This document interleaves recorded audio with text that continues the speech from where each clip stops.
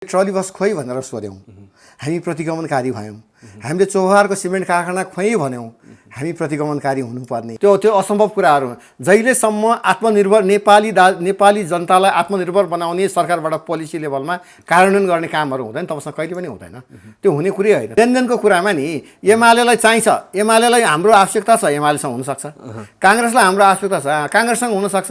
यसमा त कुनै ठुलो कुरो हामीलाई मात्र दिने होइन। त्यो आमसभा बिल्कुलै यी गणतन्त्रवादीहरूका लागि, विशेष गरी कम्युनिस्ट काङ्ग्रेस र मधेसवादी दलहरूका लागि उनीहरूले चाहिँ सोच्न बाध्य हुने गरी मेरो घरमा मैले एउटा गाई किन नपाल्ने, त्यो खालको चाहिँ नि एक घर एक गाई, कम्तीमा पनि त्यसले दिने दुध, त्यसले दिने गोबर, त्यसले दिने गहुँ।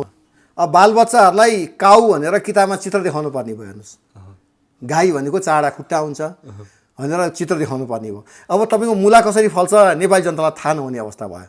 मेरो करेसामा रोप्यो भने चम्सुर, धनियाँ, लसुन, काउली, बन्दाकोपी होइन, चिप्ली फेडीहरू तरकारीहरू मेरो करेसामा लगाएर मलाई चाहेको बेलामा खान सक्छु, अर्ग्यानिक तरकारी भनेर त्यो हामीलाई ध्यान गएको छैन। त्यो झिकेको वन जङ्गलको दाउराहरूलाई सामाजिक न्यायको आधारमा समुचित वितरण प्रणालीको लागू गरौँ। प्रत्येक उपभोक्ता घरमा दाउरा एक कल्लीहरू बाँडौँ र दाउरा बालेर खाना बनाऊँ, त्यो गोइठाको प्रयोग गरौँ। हामी ग्यासमा किन डिपेन्ड हुने? ग्यास आउँछ र भात पकाएर बस्नु खाउँला भनेर सधैँभरि चाहिँ नि उत्तरतिर दक्षिणतिर हेरेर बस्ने हामी सधैँभरि।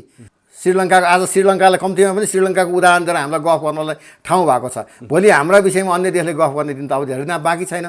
त्यसको प्रत्यक्ष प्रभाव भनेको अस्तिको एमसिसी परियोजना हो। पुर्खाले संरक्षण गरिदिएको नदी नाला खोला खोल्सा जम्मै पुरेको छ, वन जङ्गल जम्मै डोजर चलाएको छ, चाहिँ नि प्रति जग्गा जम्मै डोजर चलेको छ। हिजोको पानीको कुवा छैन, हिजोको गाई चराउने गौँ चरण छैन, आज खोला नाला छैन। सबमा चाहिँ मोटर बाटो बनाएर प्लानिङ गरेर जग्गा बिक्री वितरण भइरहेको छ। त्यसबाट चाहिँ करोडौँ राजस्वहरू उठाएर स्थानीय सरकार र प्लानिङकर्ताहरू मिलेर भोजन गरिरहेको अवस्था छ। बच्चालाई कापी कलम किन्न नसकेर र खानेकुरा खुवाउन नसकेर र आमा बुवालाई सिटामल किन्न नसकेर रुँदै घाँटीमा माला लगाएर ब्याग बोकेर एयरपोर्टबाट अरबमा गएको अवस्था हुने छैन। हामीले ती मान्छेहरू रोजगारको ग्यारेन्टी हामीले गर्छौँ भनेर भनेका छौँ। हामीले विशेष गरी युरोपियन युनियनका पैसाहरू, विदेशी दातृ निकायका पैसाहरूलाई हामी निषेध गर्छौँ भनेका छौँ हामीले। हिजोको शान सौरथ, राजा महाराजा हुँदाखेरिको जुन खालको शान सौरथ, हिजो राणा प्रधानमन्त्री हुँदाको शान सौरथ जुन थियो नि, त्यो त एकदमै धुलोमा मिल्दै गइरहेको अवस्था छ। त्यसो हुनाले यो व्यवस्थापकीय प्रणाली जुन सङ्घीय लोकतान्त्रिक गणतन्त्र नेपालको जुन एउटा चाहिँ यो व्यवस्था छ, यो व्यवस्था परिवर्तन गर्नुपर्छ। राष्ट्रिय प्रजातन्त्र पार्टीका पूर्व केन्द्रीय सदस्य रामेश्वर थापाजी हुनुहुन्छ। पछिल्लो विकसित घटनाक्रममा केन्द्रित रहेर आज हामी उहाँसँग कुराकानी गर्नेछौँ। स्वागत छ यहाँलाई। धन्यवाद।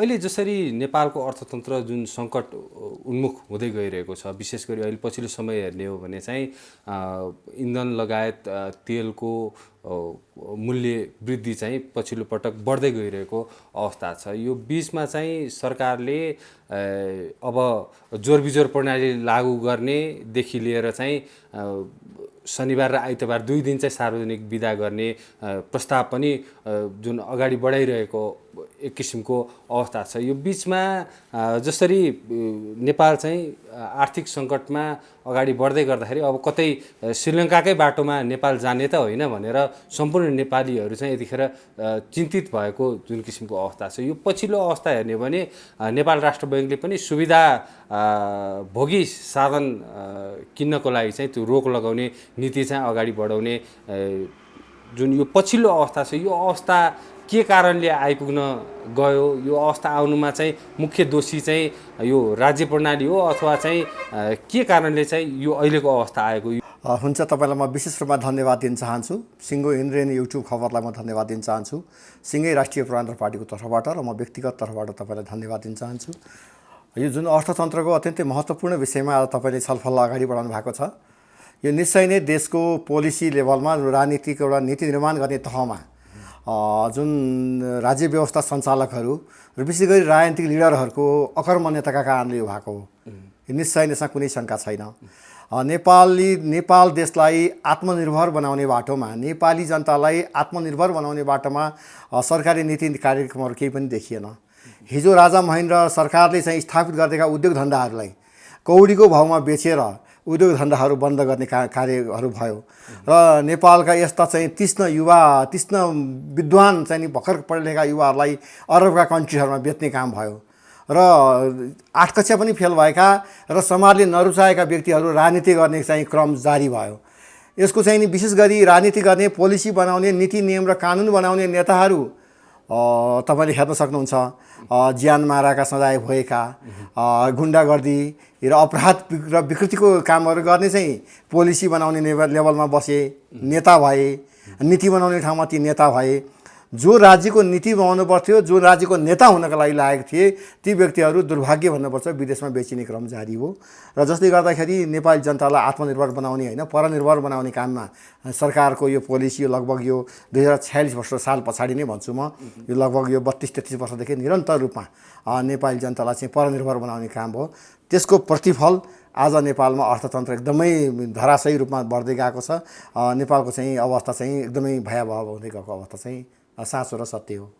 अब जस्तो तपाईँले भन्नुभयो महेन्द्रकालीन चाहिँ उद्योग धन्दाहरू बेचेको कारणले त्यसकै कारण चाहिँ अहिलेको यो अवस्था आएको हो, अथवा चाहिँ त्यो बिचमा चाहिँ हुनुपर्ने अर्थतन्त्रलाई चाहिँ मजबुत बनाउनुको लागि गर्नुपर्ने कामहरू चाहिँ यी पछिल्ला शासक वर्गहरूबाट चाहिँ नभएर हो। एकदमै तपाईँले महत्त्वपूर्ण प्रश्न गर्नुभएको छ। हेर्नुहोस्, विगतको इतिहासलाई हामीले सम्मान गऱ्यौँ, विगतको इतिहासलाई हामीले समीक्षा गऱ्यौँ र विगतका राम्रा कुराहरूलाई हामीले निरन्तरता दिनुपर्छ भन्दा हामी प्रतिगमनकारी भयौँ। हामीले राम्रा कुराहरूलाई निरन्तरता हामीले खोज्यौँ। हामीले ट्रली बस खोइ भनेर सोध्यौँ, हामी प्रतिगमनकारी भयौँ। हामीले चौहारको सिमेन्ट कारखाना खोइ भन्यौँ, हामी प्रतिगमनकारी हुनुपर्ने। हामीले छाला जुत्ता कारखाना, धेरै उद्योगहरू, उद्योग धन्दाहरू कौडीको भरमा बेचेको साँचो सत्य हो। यो कुराहरू आफ्नो ठाउँमा छ। साथसाथै विशेष गरी हामीले बुझ्नुपर्ने कुरा के हो भने, जबसम्म मानिसको अर्थतन्त्रमा मान्छेको जीवनस्तर उठाउने, मान्छेको आर्थिक, सामाजिक, राजनीतिक जीवनस्तर उठाउने कामहरू जुन सरकारी लेभलबाट, स्थानीय सरकार अथवा नेपाल सरकारबाट त्यो खालको नीति तथा कार्यक्रम हुँदैन, त्यो ठाउँमा नेपालीहरू स्वभावैले गरिब हुन्छन्। नेपाल नै एउटा यस्तो देश हो, नेताहरू चाहिँ धनी हुँदै जाने, नेताहरू चाहिँ मोटोघाटो हुँदै जाने, नेताहरूका चाहिँ घर ठुल्ठुला हुँदै जाने, नेपालीहरू चाहिँ जनताहरू चाहिँ दुब्लाउँदै जाने, सानो हुँदै जाने, घर सानो हुँदै जाने र चाहिँ खुम्चिँदै जाने अवस्था चाहिँ निरन्तर रूपमा जारी छ। यसको विशेष रूपमा के हो भने भनिएको छ समाजवादी राज्य व्यवस्था। समाजवादी राज्य व्यवस्थामा त नेपाली जनताको, प्रत्येक नेपाली जनताको पहिला उसको आर्थिक र उसको जीवनस्तर उठाउने कुरा हो नि त। प्रत्येक नेपालीको दुई छाक खान पाउन, लाउन खान सक्ने एउटा चाहिँ व्यवस्थित नेपाली जनता र शिक्षा, स्वास्थ्य, रोजगारले पूर्ण रूपमा चाहिँ पर्याप्त रूपमा नेपाली जनताको चाहिँ बन्दोबस्त गर्नुपर्ने व्यवस्था चाहिन्थ्यो। त्यो भनेको हाम्रो राष्ट्रिय प्रजातन्त्र पार्टीले गर्छु भनेर हामी निरन्तर लागिरहेका छौँ। यसमा तपाईँलाई मैले भन्नुपर्छ, राष्ट्रिय प्रजातन्त्र पार्टीले राष्ट्रियता, प्रजातन्त्र, उदारवादको नाराले हामीले उदारवादी अर्थनीति अन्तर्गत हामीले सामाजिक न्यायको सिद्धान्तमा आधारित भएर विशेष गरी नेपाली जनतालाई मालिक बनाउने कुरा, नेपाली जनतालाई आत्मनिर्भर बनाउने कुरालाई पहिलो ध्यान दिनुपर्छ भनेर भनेका छौँ। यसको दृष्टान्त म तपाईँलाई पेश गर्न चाहन्छु। विशेष गरी सामाजिक न्यायको सिद्धान्तमा रहेर विशेष गरी तल्लोभन्दा तल्लो वर्ग र समुदायका नेपाली दाजुभाइ दिदीबहिनीलाई मालिक बनाउने कुरा, त्यहाँका प्राकृतिक स्रोत साधनको मालिक बनाउने, त्यहाँको चाहिँ हरेक हिसाबमा उहाँहरूको चाहिँ अधिकार स्थापित गर्ने र विशेष गरी चाहिँ नि उपल्लो समुदाय अथवा नेपाली दाजुभाइहरूलाई विशेष गरी समतामूलक समाज निर्माण गरेर र चाहिँ समतामूलक समाज निर्माण गरेर चाहिँ नि सबैलाई चाहिँ समानताको हैसियतमा लिएर आउने काम चाहिँ नि राष्ट्रिय प्रजातन्त्र पार्टीको उदारवादी अर्थनीतिले गरेको छ। र यो उदारवादी अर्थनीति नेपाल सरकारमा यो पोलिसीको लेभलमा, नीति निर्माण तहमा कहिले पनि यो कार्यान्वयन गर्ने अवसर राष्ट्रिय प्रजातन्त्र पार्टीले पाएन। यो दुर्भाग्य भन्नुपर्छ, किनभने नेपाली जनताले मत दिएर राष्ट्रिय प्रजातन्त्र पार्टीलाई बलियो शक्तिको रूपमा स्थापित गरेको नेपालको इतिहासमा भएको छैन। कहीँ कदाचित कुनै सरकारसँग जोडिएर कुनै सरकारसँग मन्त्री भएका कुरालाई छोड्ने हो भने राष्ट्रिय प्रजातन्त्र पार्टीले आफ्नै ढङ्गले, आफ्नै हिसाबले सरकार सञ्चालन गरेको, आफ्नो प्रतिनिधित्व शक्तिमा सञ्चय गरेको अवस्था छैन। यदि राष्ट्रिय प्रजातन्त्र पार्टीले चाहिँ शक्ति सञ्चय गर्ने र सरकार सञ्चालन गर्ने हो भने म तपाईँलाई लेखेर दिन्छु आजको दिनमा, तपाईँले यो भिडियो रेकर्ड गरियोस्। वन सम्पदामा नेपाल अघि एक नम्बर राष्ट्र पर्छ, एक नम्बर राष्ट्र पर्छ वन सम्पदामा। जलस्रोतमा दोस्रो धनी राष्ट्र पर्छ। हामी अधिकतम रूपमा वनको सदुपयोग गर्छौँ। वन प्राकृतिक स्रोतको अमूल्य निधि मध्ये वन, त्योभन्दा वन असाध्यै महत्त्वपूर्ण स्रोत हो। वन स्रोतमा लगभग 1400-1500 चाहिँ नि प्रकारका नेपालमा जडीबुटी पाइन्छ भनेर हामीले पढ्छौँ र विश्व इतिहासमा कहीँ पनि छैन, त्यो नेपालमा छ। हामीले श्रीखण्डलाई खुर्पाको बिड बनाएर बसेका छौँ, हामीले चिनेका छैनौँ। त्यो वन जङ्गलको अधिकतम सदुपयोग गर्ने र वन सम्बन्धी अनुसन्धान गर्ने, जडीबुटी सम्बन्धी अनुसन्धान गर्ने, रिसर्च गर्नेको लागि विश्वविद्यालय खोल्न सक्छौँ र त्यहीँबाट त्यही स्रोत साधनबाट त्यहीँका मान्छेलाई आत्मनिर्भर बनाएर यहाँबाट औषधिजन्य कुराहरू चाहिँ तयार गरेर योबाट हामी विदेशलाई चाहिँ बेच्न सक्छौँ र त्यसैबाट हामी मालिक हुन सक्छौँ। वन स्रोतको मात्रै तपाईँलाई मैले छोटो 2 मिनट 3 मिनटमा मैले कुराहरू भने। जलको कुरा त्यस्तै छ, दोस्रो धनी राष्ट्र जल सम्पदामा ब्राजिल पछाडि। आज जलकै सदुपयोग गर्ने हो भने आज विद्युत ऊर्जाको त्यति ठुलो सङ्कट छ नेपालमा। हेर्नुहोस्, तपाईँलाई मैले विद्युत ऊर्जाको यति ठुलो सङ्कट छ, तपाईँले भर्खरै सुन्नुभयो होला, अहिले 14 घन्टा लोड सेडिङ हुन थालिसक्यो नेपालमा। उद्योग धन्दाहरू बन्द हुने अवस्थामा गइरहेको छ। नेपालमा जल सम्पदाको अपार खानी छ, तर अन्तबाट चाहिँ हामी चाहिँ आश गरेर चाहिँ विद्युतको चाहिँ सदुपयोग गर्नुपर्ने अवस्थामा हामी छौँ। भन्दा विद्युतको पनि सही सदुपयोग भएन र चाहिँ जलको सही सदुपयोग नभएको कारणले हामी विद्युतमा पनि हामी सङ्कटमा पऱ्यौँ। मैले यो कुरा तपाईँलाई किन भनिरहेको छु भने विद्युत र चाहिँ नि वन सम्पदाको जल सम्पदाको किन कुरा गरिरहेको छु भन्नुहुन्छ भने अहिले आएर हामीलाई इन्धनको कुरा तपाईँले जोड्नुभयो, ग्यासको कुरा जोड्नुभयो, डिजलको कुरा जोड्नुभयो। यो पेट्रोलियम आयात गर्ने कुरामा नि आधाभन्दा बढीले घटाउन राष्ट्र बैङ्कले जुन सुझाव दिएको छ नि, यसरी चाहिँ यो अर्थतन्त्र सङ्कटबाट चाहिँ बचाउन सकिन्छ? अनि त्यो पटक्कै सकिँदैन। त्यो असम्भव कुराहरू। जहिलेसम्म आत्मनिर्भर नेपाली जनतालाई आत्मनिर्भर बनाउने सरकारबाट पोलिसी लेभलमा कार्यान्वयन गर्ने कामहरू हुँदैन तबसम्म कहिले पनि हुँदैन। त्यो हुने कुरै होइन। तपाईँको आधा होइन, जति घटाए पनि काम लाग्दैन त्यो। हामीले हाम्रो देशमा जलको अधिकतम सदुपयोग गरौँ न, विद्युत र ऊर्जाको काम पर्याप्त मात्रामा नेपाली जनतालाई पर्याप्त छेलो हुने गरी काम गरौँ न। विद्युत चाहिने अनि बढी भएको कुराहरू विदेशमा बेच्ने नीति लिएर न, त्यो खालको कामहरू गरौँ न। त्यो गरेपछि तपाईँको पेट्रोलबाट चल्ने गाडीलाई निषेध गरौँ न। विद्युतीय इलेक्ट्रिक इन्जिनबाट चाहिँ चल्ने गाडीहरू मात्रै, सवारी साधनहरू मात्रै नेपालमा गुडाउने कुराहरूमा एउटा पोलिसी लेभलमा लैजाउँ न ल।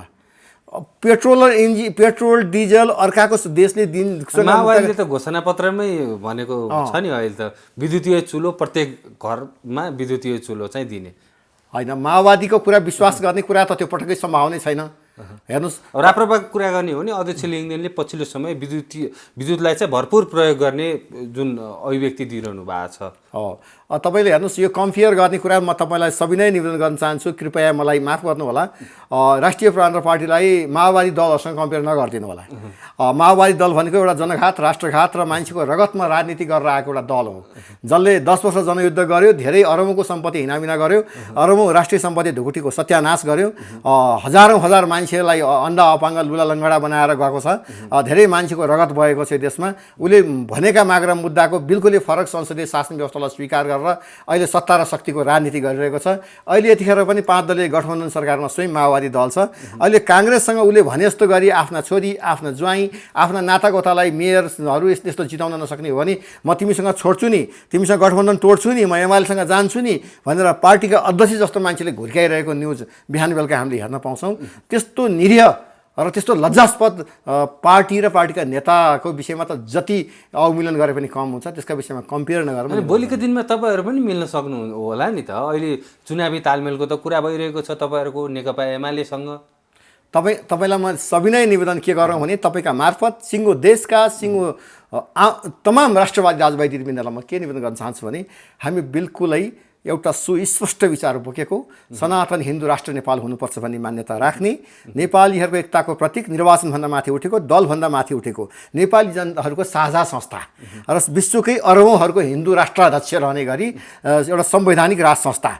तर तपाईँहरूको त एजेन्डा नमिल्ने दलसँग पनि सहकारीको कुरा त आएको छ। तपाईँलाई म निवेदन गर्दैछु त त्यस्ता लगायत हामी परदेशका विरोधी र भ्रष्टाचारका हामी कट्टर आलोचक र विरोधी हामी पार्टी अरूभन्दा फरक छौँ। यसमा कुनै तपाईँलाई मैले केही यसमा मैले प्रश्न पारिराख्नुपर्छ भन्ने मलाई लाग्दैन। यद्यपि स्थानीय तहको निर्वाचनमा स्थानीय सरकारमा जानका लागि तपाईँको हेर्नुहोस्, यो अहिले विगतको यो 5 वर्षको जुन इतिहास हेरौँ, 74 सालदेखिको निर्वाचित भएपछि आज 78 सालको लगभग अन्तिम महिनामा हामी 79 सालको अघिल्लो एक हप्ता अगाडिको समयमा तपाईँ र म छलफल गर्दैछौँ। यो 5 वर्षको पिरियडलाई हामीले हेर्ने हो भने तपाईँ यति धेरै दुरुपयोग, यति धेरै संस्थागत भ्रष्टाचार, यति धेरै अनियमितता, यति धेरै प्राकृतिक स्रोतको दोहन, यति धेरै चाहिँ जनतामाथि शोषण भयो, त्यसको कुनै लेखाजोखा छैन। त्यसो हुनाले राष्ट्रिय प्रजातन्त्र पार्टीबाट पनि स्थानीय तहमा हामी निर्वाचित अब हुनुपर्ने भयो, मेयर हुनुपर्ने भयो, उपमेयर हुनुपर्ने भयो, वडा अध्यक्ष हुनुपर्ने भयो।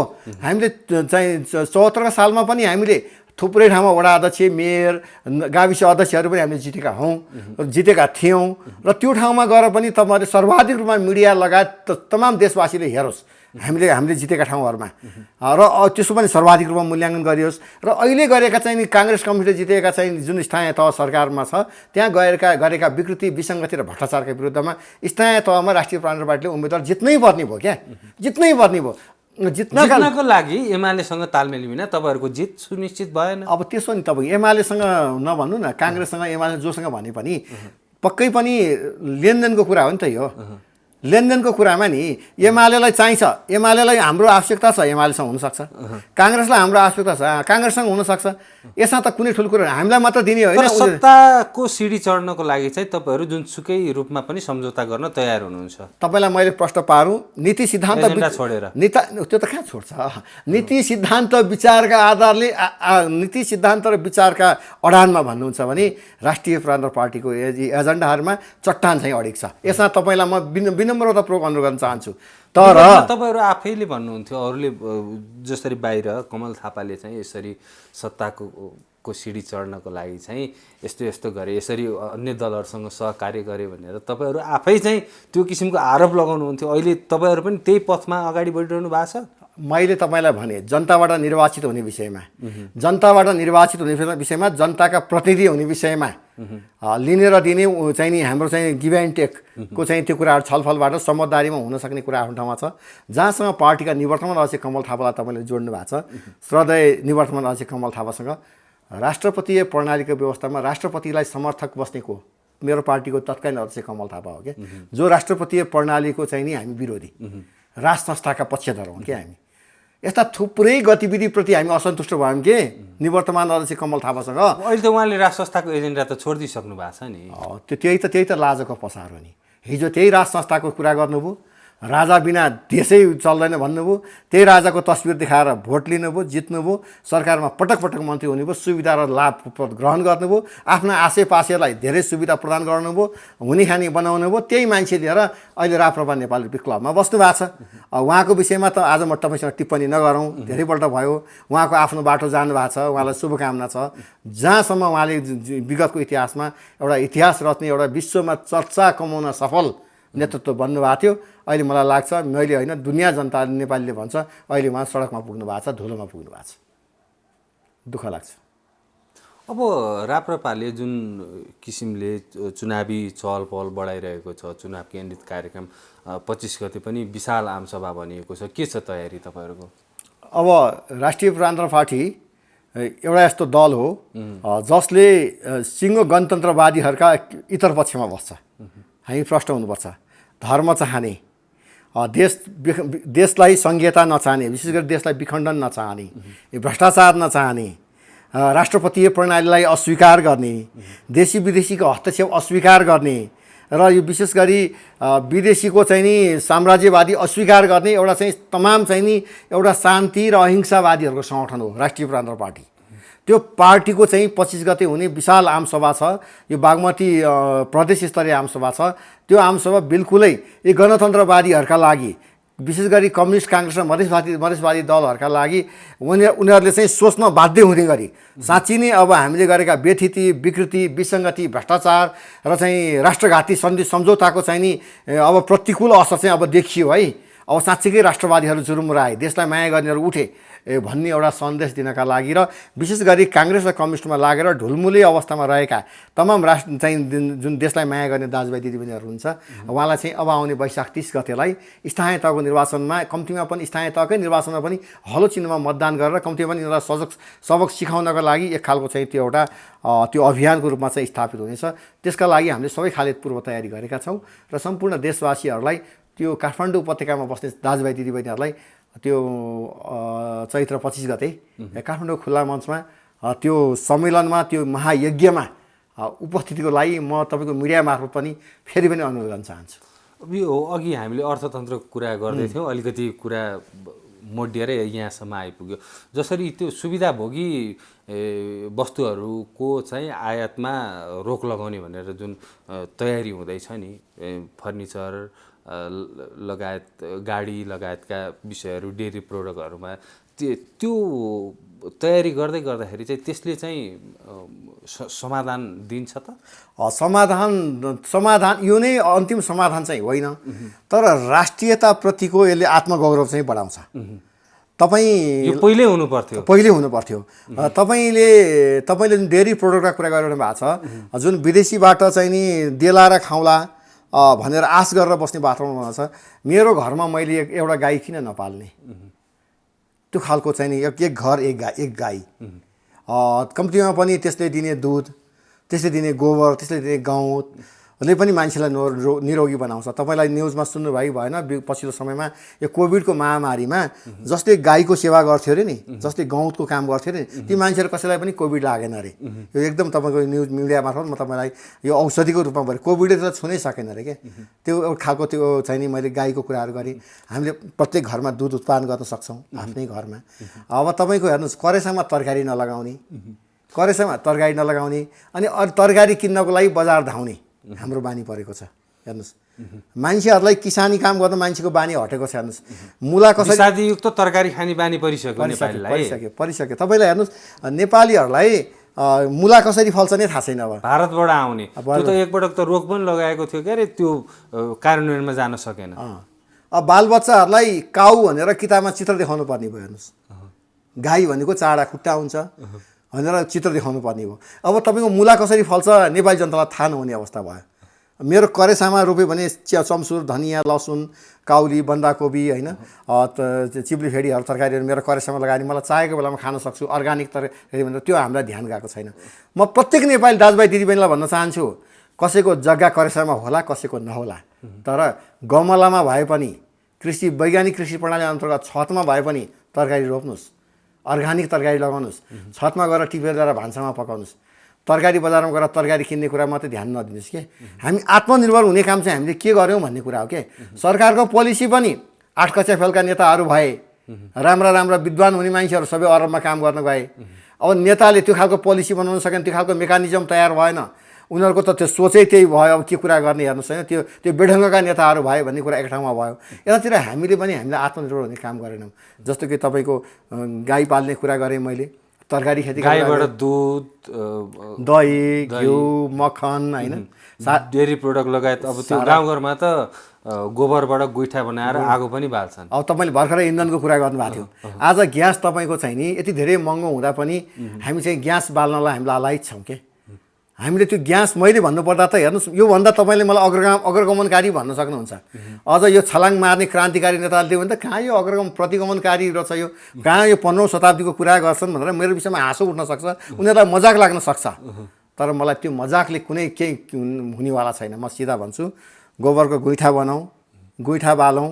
हामीसँग यत्रो धेरै जङ्गलहरू छ, सामुदायिक वनहरू छ, जनताले समर्थन गरेको वन जङ्गल छ, वनको व्यवस्थापन गरौँ, झाडी संरक्षण गरौँ, बाङ्गा टिङ्गा रुखहरू झिकौँ र त्यो झिकेको ठाउँमा वृक्षारोपण गरौँ। त्यो झिकेको वन जङ्गलको दाउराहरूलाई सामाजिक न्यायको आधारमा समुचित वितरण प्रणालीको लागू गरौँ। प्रत्येक उपभोक्ता घरमा दाउरा एक कल्लीहरू बाँडौँ र दाउरा बालेर खाना बनाऊँ, त्यो गोइठाको प्रयोग गरौँ। हामी ग्यासमा किन डिपेन्ड हुने? ग्यास आउँछ र भात पकाएर बस्नु खाउँला भनेर सधैँभरि चाहिँ नि उत्तरतिर दक्षिणतिर बस्ने हामी सधैँभरि त्यो कुराहरू सबै रोक्नुपर्छ। तपाईँले भन्नु नि अहिले त साधारण जनताले त्यो उपभोग गर्न सक्ने अवस्था रहेन। 1600 पुग्दैछ ग्यासको भाउ यतिखेर। त्यो त एउटा तपाईँ होइन, यो त एउटा भन्छ नि यो कुनै फिल्म सुरु हुँदाखेरि यो कास्टिङ हुन्छ नि, त कास्टिङ मात्रै हो। यो श्रीलङ्काको जस्तो अवस्था अब सुरुवात भएको छ। सुरुवात हुन्छ, नेपालीहरू चिन्तित छन् त्यस्तो अवस्था त कतै हामीले भोग्नु पर्दैन भनेर। त्यो त एकदम स्वाभाविक हो। जब अन्तर्राष्ट्रिय रूपमा शक्तिशाली राष्ट्रहरूको देशमा छाया पर्छ र त्यसको हस्तक्षेपकारी भूमिकाहरू देशमाथि पर्न थाल्छ, त्यो परिणति सुरु हुन्छ। श्रीलङ्का नि त्यही हो। श्रीलङ्कामा नि अमेरिकाले एमसिसी परियोजना सहयोग गर्ने नाउँमा केही समय उसलाई सपोर्ट गरिदियो।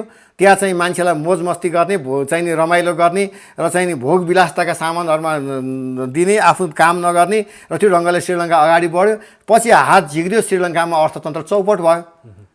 आज चाइनाले सपोर्ट गरेका सबै अर्थतन्त्रबाट बनेका त्यहाँ उद्योग धन्दाहरू, त्यहाँका प्रोजेक्टहरू सबै चाइनाको नाममा पास गरेर लिए मलाई भनेर चाइनाले थिचिरहेको छ श्रीलङ्कालाई। श्रीलङ्काको त हविगत भएको छ नि।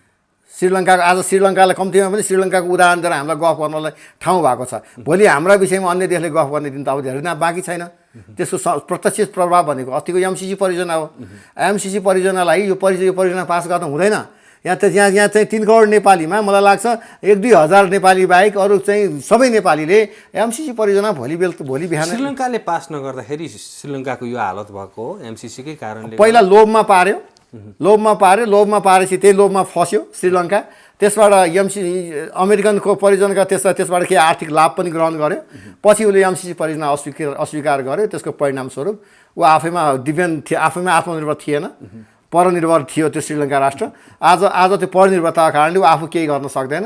चाइनाबाट पनि त्यत्तिकै ठुलो त्यहाँ चाहिँ ऋण छ होइन, धेरैबाट त्यो ऋण छ, ऋणबाट भयो। आज त्यहाँ चाहिँ एकदम कोलाहल वातावरण भएको छ। त्यहाँको सिङ्गो श्रीलङ्काली सरकारै अब राजीनामा गरेर अपदस्थ हुने अवस्थामा पुगेको छ। मन्त्रीहरूले राजीनामा दिएको अवस्था छ। देश एकदम भयावह, देश छोडेर भाग्नु परेको, देश छोड्नु परेर भाग्नुपर्ने अवस्था छ। यो त आर्थिक चाहिँ नि सङ्कटको कुरा भयो। अझ राष्ट्रिय सङ्कट त तपाईँको अझ के हुने हो थाहा छैन। आज अफगानिस्तानको हालत हेर्नुहोस् होइन, आफ्नो घरमा बसेर आनन्दले सुत्न नपाउनु, पढ्न नपाउनु, लेख्न नपाउनु, परिवारसँग बस्न नपाउनु दिन आउनसक्छ। त्यो खालको सुरुवात त यही गणतन्त्रवादीहरूले गरे। तपाईँलाई थाहा छ विश्व इतिहासमा कहीँ छ? तपाईँलाई थाहा छ नेपाल देशको जमिन किन्नको लागि नेपाली नागरिकताको प्रमाणपत्र चाहिन्छ। तर नेपाल देशकै जमिन, नुवाकोटको जमिन त केपी ओली प्रधानमन्त्री हुँदा केपी ओलीको सरकारले अमेरिकन सरकारलाई लाल पूर्जा बनाएर नेपालको जग्गा दिएछ। 600 पनि भन्दा बढी नुवाकोटको जग्गा। त्योभन्दा राष्ट्रघात के हुनसक्छ? आज केपी ओली राष्ट्रवादी, केपी ओली राष्ट्रवादी भनेर सूर्य चिन्हमा मतदान गरौँ भनेर पछाडि हिँड्ने म तमाम चाहिँ नि एमाले कम्युनिस्टका कार्यकर्ताहरूलाई म सोध्न चाहन्छु, थोरै मात्र देशको माया छ भने, राष्ट्रप्रति चिन्ता छ भने हेर्नुहोस्, धर्मको विरोधी, देशको विघटनको पक्षधर, भ्रष्टाचारको चाहिँ संरक्षण गर्ने, हिजोको तपाईँको 70 करोडदेखि लिएर धेरै कुराहरू छ लाई त ती अपराधका कुराहरू त आफ्नो ठाउँमा छ। हेर्नुहोस्, तपाईँको अम्निका कुरा गर्नुहोस् अथवा बालौटार काण्डको कुरा गर्नुहोस् अथवा कुन कुरा गर्नुहोस्, कुनै पनि कुरामा कतिवटा कुरा भन्ने ती त आफ्नो ठाउँमा छन् पनि। तैपनि नेपालको जमिन, नेपालको माटोलाई हामी आमासँग तुलना गरेर हेर्छौँ। नेपाली माटो र मेरो आमा बराबर हो, मेरो देश हो भन्ने मान्छेले आज नुवाकोटको जग्गा एमसिसी परियोजनालाई अमेरिकाको प्रोजेक्टको नाममा लालमोहर बनाएर पूर्जा बनाएर दिएछ। तपाईँ नेपाली दाजुभाइ दिदीबहिनी भने साँच्चै भने मुटुमा अलिकति मात्रै रगत छ भने, अलिकति मुटुमा देशप्रति माया छ भने यो प्रश्न नेकपा एमालेलाई तपाईँ कार्यकर्ता साथीहरूलाई किन उठाउनुहुन्न? जसले सूर्यलाई भोट हाल्नुहुन्छ उहाँलाई प्रश्न गर्न चाहन्छु, तपाईँहरू प्रश्न किन उठाउनुहुन्न भन्ने कुरा हो। यो अर्थतन्त्रमा सङ्कट आउनुमा चाहिँ अहिले यो सङ्घीय लोकतान्त्रिक गणतन्त्र सङ्घीयताले चाहिँ काम गरेको छ कि छैन भूमिका? एकदम महत्त्वपूर्ण प्रश्न राख्नुभयो तपाईँले। सङ्घीयता देशको लागि अभाव छ। तपाईँको हेर्नुहोस्, एउटा बच्चाले एसएलसी पास गर्नको लागि 14 वर्ष पढ्नुपर्छ। देशको बनोट, देशको भूबनोट संरचनालाई, देशको चाहिँ नि देशको संरचना परिवर्तन गर्ने कुरालाई नेपाली जनतालाई एक अक्षर नबुझाइ, एक अक्षर नसोधिकन, छलफल नगरिकन नेपाली जनतालाई देशलाई अझ तपाईँको आत्मनिर्णयको अधिकारसहितको स्वायत्त राज्य घोषणा गर्ने भनेको थियो। तपाईँलाई कतिको सम्झना छ? आत्मनिर्णयको अधिकारसहितको स्वायत्त राज्य घोषणा गर्ने भनेको थियो। त्यो भनेको त प्रदेश सरकार आफूलाई इच्छा लाग्यो भने स्वतन्त्र सरकार देश बनाएर त्यो छुट्टिन सक्ने अधिकार हुन्थ्यो। त्यो धन्न प्रदेश सङ्घीय सरकारको मात्रै घोषणा भयो। यो प्रदेश सरकार किन चाहियो? यो प्रदेश सरकारलाई तपाईँ हामीले मेहनत गरेर कमाएको पैसाले, पसिना बगाएको पैसाले, कर तिरेको पैसाले, हाम्रो राजस्वले यो प्रदेश सरकार किन पाल्ने हामी? यो प्रदेश सरकार धेरै महँगो भएको छ। यो प्रदेश सरकारलाई गर्ने खर्च मात्रै हामीले कटौती गर्न सक्यौँ भने पनि हाम्रो देशको कुल धेरै ठुलो अर्थतन्त्रमा टेवा पुग्छ। धेरै ठुलो अर्थतन्त्रमा टेवा पुग्छ। तपाईँको त पार्टीको एजेन्डा छ नि सङ्घीयता खारेज गरेर अहिले 5 विकास क्षेत्रलाई चाहिँ कायम गर्ने भन्ने। एकदम त्यसलाई हामीले त वैज्ञानिक मानेका छौँ। राजा वीरेन्द्रले त्यो जुन खालको अवधारणा लिइरहेको थियो, 5 विकास क्षेत्र, 75 जिल्ला, 14 अञ्चल, त्यो त्यसो हो भने चाहिँ अहिलेको जस्तो आर्थिक भार पर्दैन राज्यलाई। एउटा तपाईँको सङ्घीय प्रदेश पाल्ने कुरा भनेको ठुलो महँगो कुरा छ। यसले धेरै ठुलो राहत पुग्छ। त्यो तपाईँको त्यो मात्रै होइन, अहिलेको सरकारको बनोट, सरकारको संसदीय जुन संसदको आकार, यो प्रदेश सरकारको मन्त्रीमण्डल, प्रदेश सरकारको आकार, यी सबै घटाए पछाडि त तपाईँको धेरै ठुलो आर्थिक चाहिँ नि सञ्चय हुन्छ।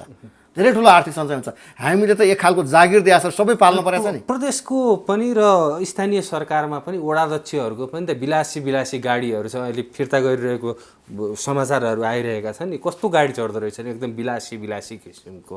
त्यसले पनि त यो अर्थतन्त्र कमजोर हुनुमा चाहिँ भूमिका खेलेको होला नि। अब जनताको प्रतिनिधि मेरो घरको खान्छु र मेरो यथाशक्तिले लगाउँछु र म चाहिँ जनताको अन्धभक्त राष्ट्र सेवक भएर जनताको सेवा गर्छु भनेर जनताको प्रतिनिधि हुने हो। उद्योग व्यापार व्यवसायलाई मेरोलाई पूर्ण विराम लगाएर सबै कुरा परिवारलाई छोडेर म चाहिँ जनताको सेवा गर्छु भनेर वडा अध्यक्ष मेयर उपमेयर हुने हो सिद्धान्त त। ती मान्छेहरूले विलासिताको गाडी चढे र तिनीहरूले चाहिँ नि एकदमै ठुलो चाहिँ संस्थागत भ्रष्टाचार गरे। हिजो 5 वर्ष अगाडि चप्पल लाएर वडामा छिरेका थिए, मेयर भएका थिए, आज चाहिँ धेरै धनी भए भन्ने प्रश्न तपाईँले मलाई गर्ने भन्दा पनि तमाम नेपाली दाजुभाइ दिदीबहिनीलाई गरिदिनुहोस् के। हिसाब किताब जस्ताको तस्तै माग्नु पर्यो क्या, उसँग माग्नु पर्यो क्या, हिसाब किताब माग्नु पर्यो। जनताले मत दिएर त्यो ठाउँमा पुऱ्याएर त्यो ठाउँमा पुर्याइसक्न सक्छ भने त्यो मान्छेलाई फेरि त्यहीँ ल्याएर उभिएर जस्ताको तस्तै त्यसलाई उसको चाहिँ सम्पूर्ण चाहिँ हिसाब किताब माग्नु सक्छ क्या। र त्यसको सजाय पनि नेपाली जनताले गर्न सक्छ। त्यसको सजाय भनेको के हो त भन्दा वैशाख 30 को मतदान हो। अब वैशाख 30 को मतदानमा चाहिँ त्यही पार्टीलाई त्यही व्यक्तिलाई भोट दिएर जिताउने, अनि तपाईँको भ्रष्टाचार गर्यो यो गर्यो त्यो गर्यो भनेर सडकमा रुँदै हिँड्ने कुनै अर्थ के अर्थ लाग्छ? हामीलाई थाहा छ नि, सबै ठाउँमा भएको छ। प्रकृतिको दोहन भएको छ, पुर्खाले संरक्षण गरिदिएको नदी नाला खोला खोल्सा जम्मै पुरेको छ, वन जङ्गल जम्मै डोजर चलाएको छ, चाहिँ नि प्रति जग्गा जम्मै डोजर चलेको छ।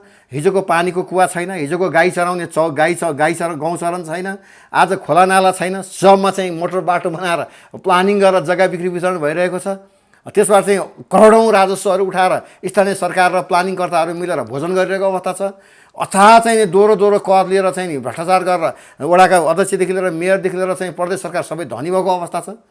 अनि त्यही व्यवस्था, त्यही सरकार, त्यही व्यक्तिलाई नवीकरण गर्नको लागि रामबहादुर थियो श्यामबहादुर ल्याउनको लागि त्यही प्रणाली र पद्धतिलाई फेरि रिभ्यू गर्नको लागि वैशाख 30 को स्थानीय तहको निर्वाचन हुँदैछ। त्यसो हुनाले हामीले भन्यौँ त्यस्तो अपराधजन्य कुराहरू र बिक्रीजन्य कुराहरू रोक्नको लागि स्थानीय तहको निर्वाचनमा हामीले भन्यौँ प्रत्येकको स्वास्थ्यको ग्यारेन्टी गर्छौँ। कुनै पनि व्यक्तिले हस्पिटलको बेड नदेखेर सिटामोल खान नपाएर मर्ने छैन र त्यो बिरामीको चाहिँ उपचारको ग्यारेन्टी हामी गर्छौँ। प्रत्येक बच्चाको कापी कलम किन्न नसकेर र विद्यालयको फिस तिर्न नसकेर विद्यालय पढ्न नगएको अवस्था हुने छैन। हामी बच्चाले पढुन्जेलसम्म पढ्न सक्ने व्यवस्था हामी गराउँछौँ। कुनै पनि मान्छेले श्रीमतीलाई साडी किन्न नसकेर, बच्चालाई कापी कलम किन्न नसकेर र खानेकुरा खुवाउन नसकेर र आमा बुवालाई सिटामोल किन्न नसकेर रुँदै घाँटीमा माला लगाएर ब्याग बोकेर एयरपोर्टबाट अरबमा गएको अवस्था हुने छैन।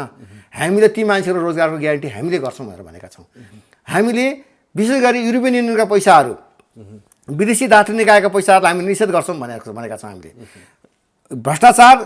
आर्थिक भ्रष्टाचार शून्य सहनशीलतामा हामी झार्नेछौँ, जिरोमा झारिदिनेछौँ भनेर भनेका छौँ। हामीले यो कुरा भन्नुभन्दा तपाईँले मलाई प्रश्न गर्न सक्नुहुन्छ, तपाईँको प्रश्नसँगै म यति धेरै महत्त्वाकांक्षी कुरा गर्न सक्नुहुन्छ, कसरी पुरा गर्न सक्नुहुन्छ भनेर तपाईँले मलाई भन्न सक्नुहुन्छ।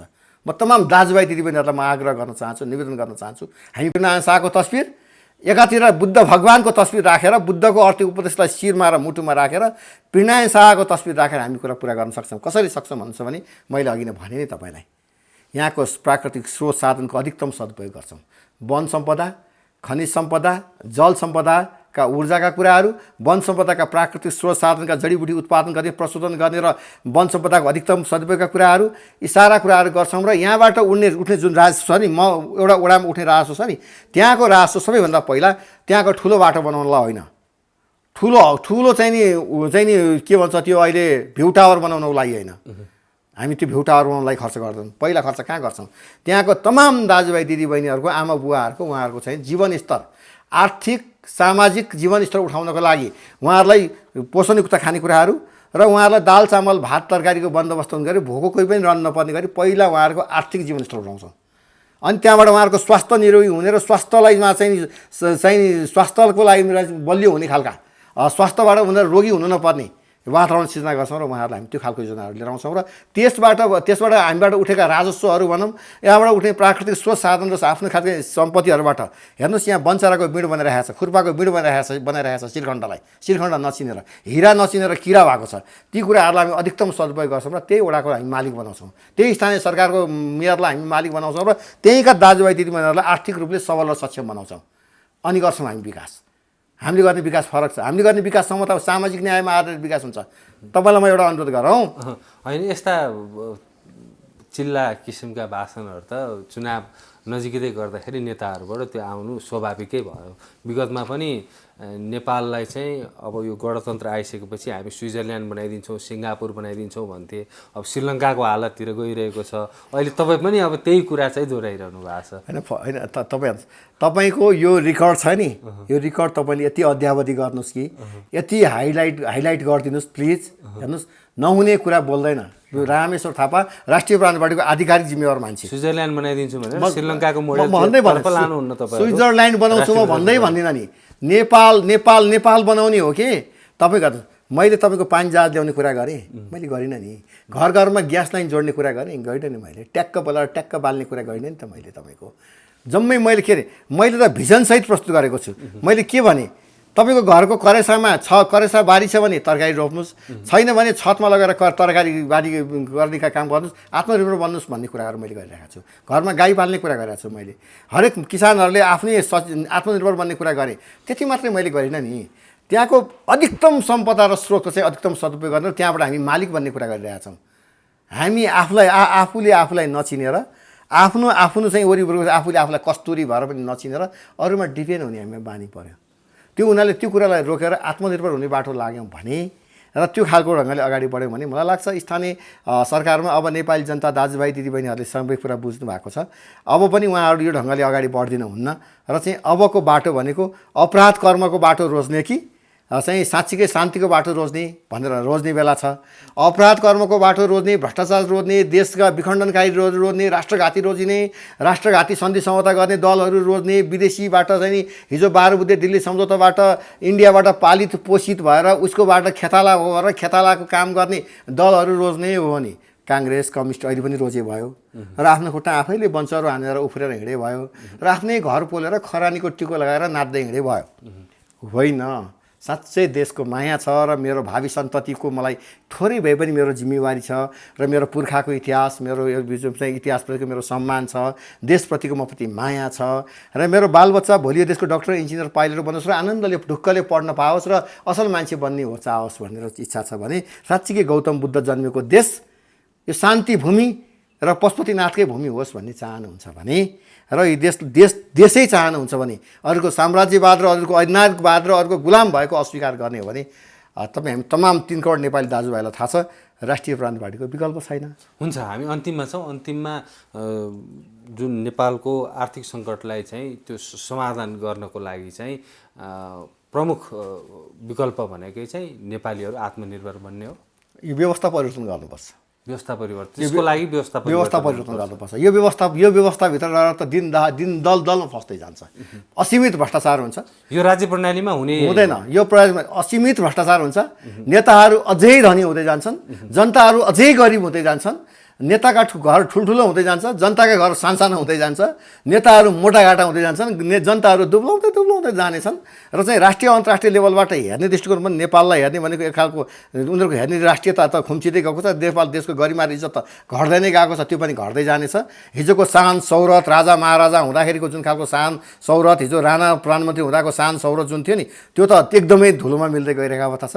त्यसो हुनाले यो व्यवस्थापकीय प्रणाली जुन सङ्घीय लोकतान्त्रिक गणतन्त्र नेपालको जुन एउटा चाहिँ यो व्यवस्था छ, यो व्यवस्था परिवर्तन गर्नुपर्छ र चाहिँ यो व्यवस्था परिवर्तन गरेर नेपालमा राम राज्य बनाउने हो भने नेपाललाई राम राज्य बनाउनको लागि यो सङ्घीय लोकतान्त्रिक गणतन्त्र नेपाललाई विदा गरेर सनातन हिन्दू अधिराज्य नेपाल पुनर्स्थापित गर्दै यो प्रदेशको खारेजी गरेर नेपालीहरूको एकताको प्रतीक निर्वाचनभन्दा माथि उठेको, दलभन्दा माथि उठेको एउटा प्रजातान्त्रिक व्यवस्थाभित्र रहने राज संस्थाको पुनर्स्थापना आवश्यक छ।